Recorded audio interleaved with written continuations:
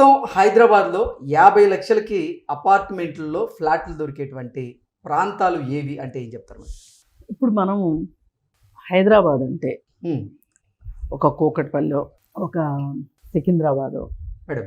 ఒక మెహదీపట్నము, ఒక దిల్సుఖ్ నగర్ అని ఒక రేడియస్ని మనం ఫిక్స్ చేసుకున్నాం అనుకోండి. ఉమ్, అంటే ఎట్లా అంటే అసెంబ్లీ మన సెంటర్ పాయింట్. ఉమ్, హైదరాబాద్ను అలాగే కొలుస్తారు. ఉమ్, అసెంబ్లీ దగ్గర 0 పాయింట్. ఓకే. అక్కడి నుంచి ఎన్ని కిలోమీటర్లు అనేది లెక్క. ఉమ్, ఒక 15-20 కిలోమీటర్ల రేడియస్లో రేట్లు మండిపోతున్నాయి. ఓకే.